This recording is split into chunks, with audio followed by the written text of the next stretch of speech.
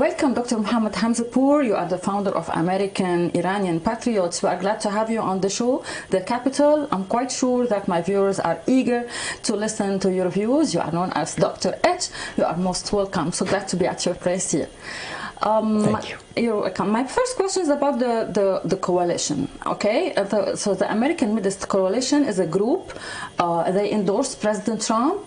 You are ahead of this group. Can you tell us why, and why Donald Trump for 2024? Actually, I want to say good morning or good afternoon to all the audience of yours, that you just gave me an honor to be interviewed by your studio team. Mm-hmm. So, response to your question, Donald Trump, not in my opinion, I have evidence. I'm always talking about the evidence. Without evidence, I don't want to talk things that is not true. The evidence shows three-fourths of the voters of the United States for 2000 was just given to Donald J. Trump for the presidency. So which means three-fourths of, my calculation is very quick, from 270, 275, 40, which is going to be 426 college vote, you earned 2000. And the rest was just, the man who just calls himself now a president.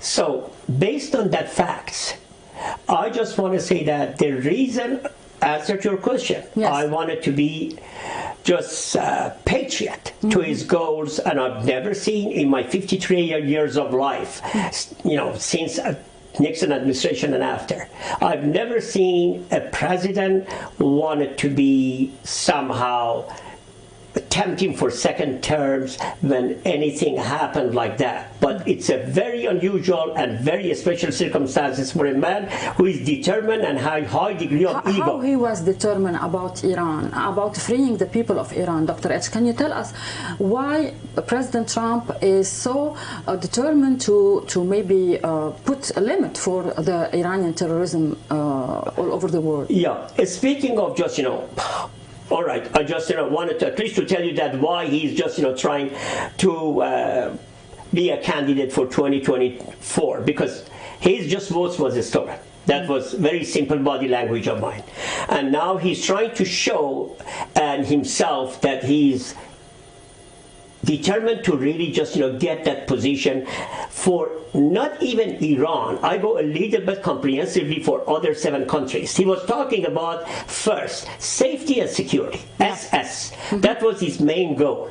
Safety and security for his own nation. Yeah, America first. Then he was talking about just 7. He had a big accomplishment and big goals in 8 years of his just term. Nobody even could think that way. But the first 4 years of President Donald Trump was all consumed, other than just his goal was accomplished, consumed for impeachment and all those intimidation, just democratic institution they tried to create for him. Yeah. But focusing about Iran, that was the only president, because I remember that even Republican President Bush and others, when they talk about Iran, they just, most of them, even I used to just study in Minnesota, most of American people didn't know what is Iran. Is it Iran or what? They didn't know how to spell it. When Jimmy Carter came and gave a speech in that area, half an hour of his speech about Iran and about human rights. That's what he was talking. Nobody knew. They wanted just their money as an agricultural activity they used to have for their own. But speaking of, again, he was enthusiastic because he knew that Iran is the corridor of all Iran neighborhood, including just India, Pakistan, Russia, Iraq, and just Lebanon. Actor in the Middle East. Yeah. That's right, in the Middle East, which means the main goal of this man, after safety and security in this country, was Iran because he knew that this is his priority choice for the, again, in addition to safety and security. Let's be clear, the regime in Iran, which is spreading revolution. No doubt about it. Yeah. The man who brought that revolution at the time of Jimmy Carter, and then he just, I have evidence from him just long time ago, because again, what he was trying to just do, he wanted to make sure that Iran was invaded by a bunch of cliques of terrorists, and these terrorists are just not even known to be Iranian. Their birth certificate, most of them, they're different countries, and they are just, according to what they said, they're legitimate, just, individual for the government, of nasty government of terrorism. So, yes, he just didn't like that just, terrorist organization of Iran's under supervision of Ayatollah Khomeini and after Ayatollah Khamenei. So that's why his main goals, I remember that. The reason we became very attracted to him, to him, he just knew that other group that I don't want to use their name. If you want, I can tell you that other group, just that actually was cooperated with just Ayatollah before, and just Nayak or just whatever you want to call it. He didn't want any of these groups to be near of him, and that's why most people thought these groups are main lobbyists here in Washington. Yes, because everybody thought his two guys associated with his just White House. One is Giuliani, the other one is just Bolton. So they all told to just Mujahideen that 2019 we are going to be in Tehran. So which means he didn't want to associate himself with his two just close advisors, and that's why just he asked just Bolton to just get out, and Giuliani, because that was his just lawyer, he wanted to really keep him, but he wanted to tell him that just shut up. Kind of good language of politics, shut up. So which means the hope of other cliques that he didn't believe, in my opinion, because I don't want to be selfish to tell you that IAP, Iranian American Patriots, when he used that patriotism language 2015 when he was coming from the stairs of his just property, it touched my heart. It touched my heart, because patriotism, that was something that I quickly, in a matter of 72 hours, I established IAP, and I tried to focus on that, because 2000, when we had 9/11, at the time of Mr. Bush Jr., when that happened, when the Patriotism Act came up to the ears and eyes of just, everyone around the globe, and then he used that just, word, and the body language of, Donald J. Trump was patriotism.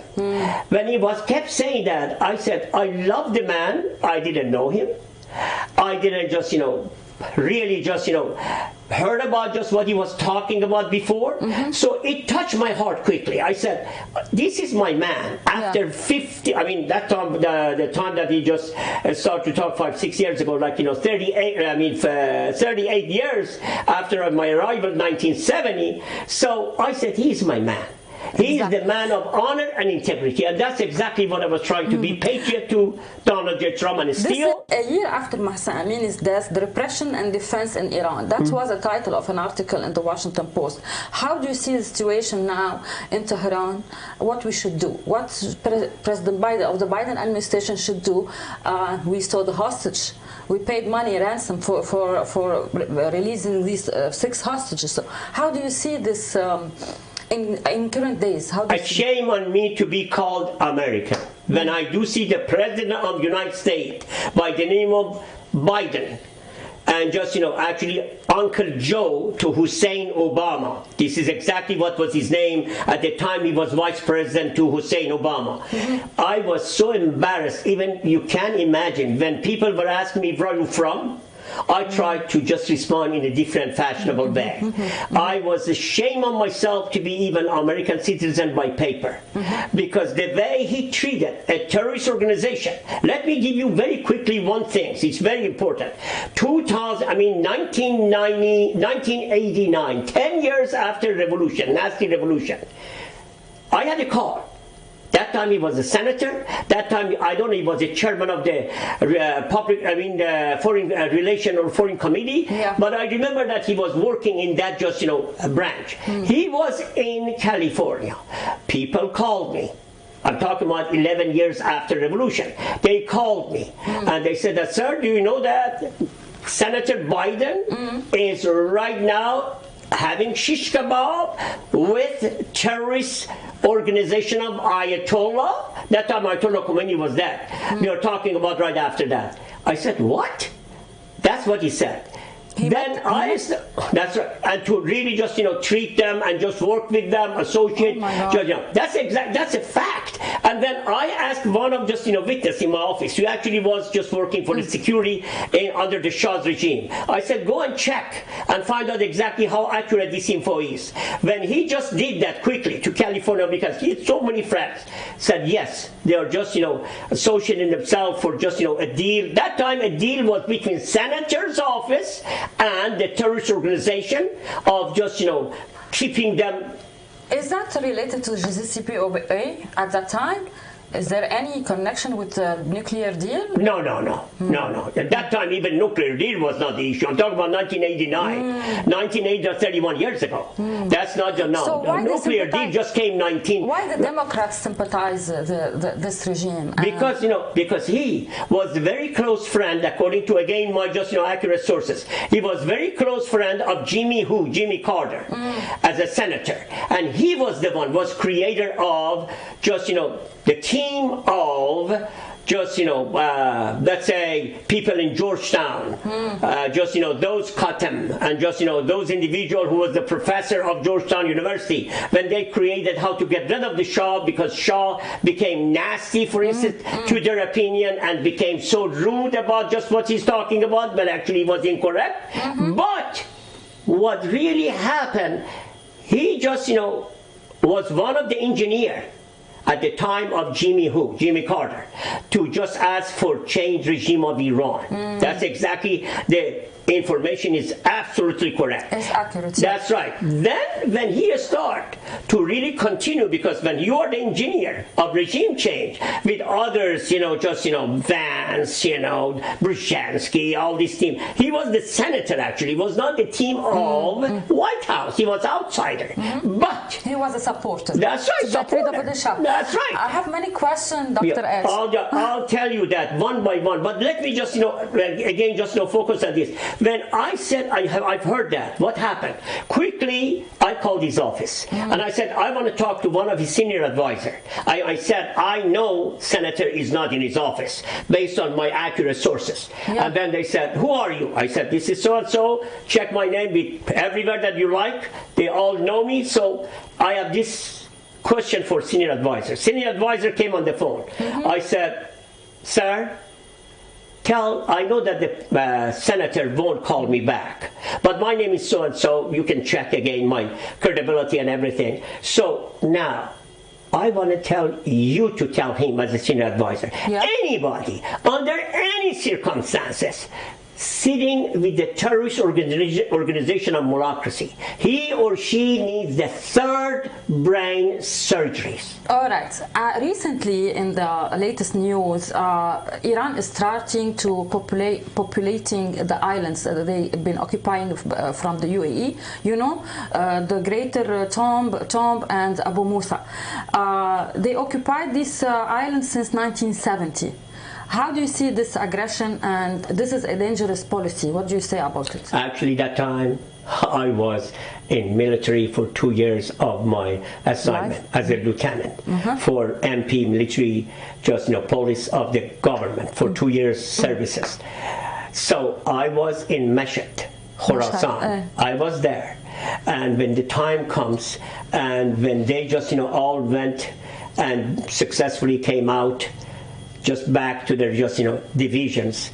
I never forget it, because that time, that was the heroism of my military nations under the leadership of His Majesty the Shah of Iran.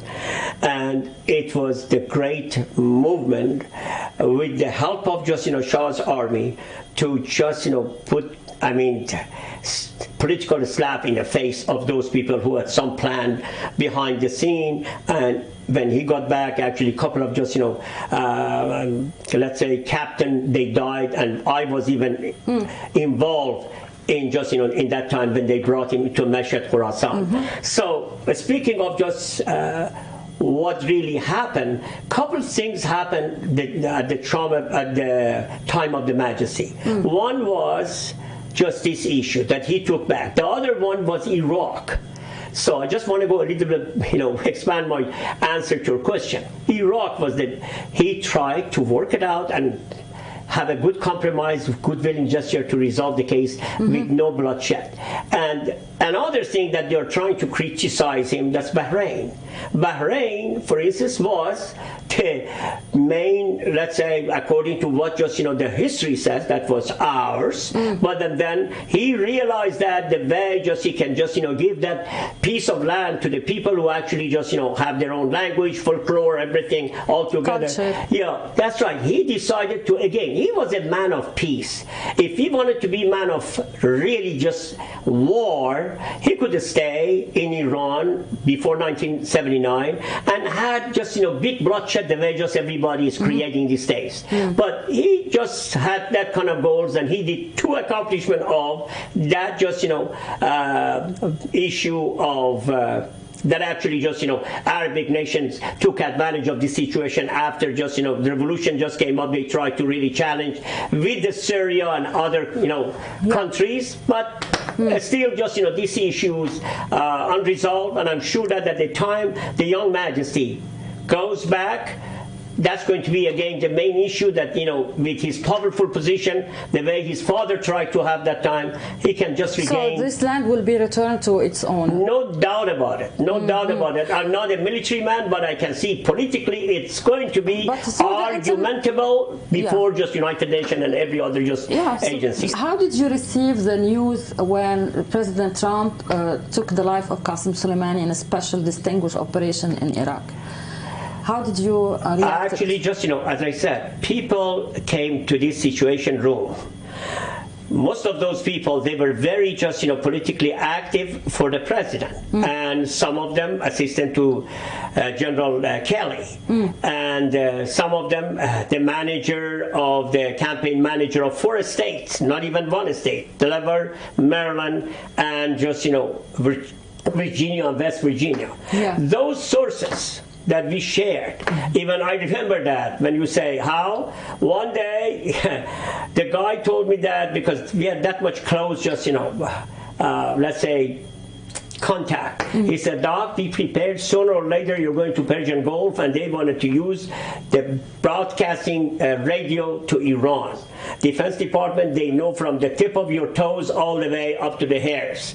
So be prepared. So which means the contact was very close with the just, with the White House group. But speaking of how he wanted just to get rid of, that was a little bit secret, and just it wasn't just revealed to anybody that easy, except we find out later what just they have a plan. But actually Soleimani was not killed by him, by just the setup by Hussein Barack Obama, and he just the only thing he wanted to get rid of, which was his main concern, that was Syria. The Syrian just group of ISIS, it was bothering him. It was badly bothering him, and he tried to eliminate. He said, because the only just thing that he was very just concerned with, that I was very happy, he said, these people are going behind the family and just they want to have a shelter, and that shelter prevent the country of the United States not to really be attacked.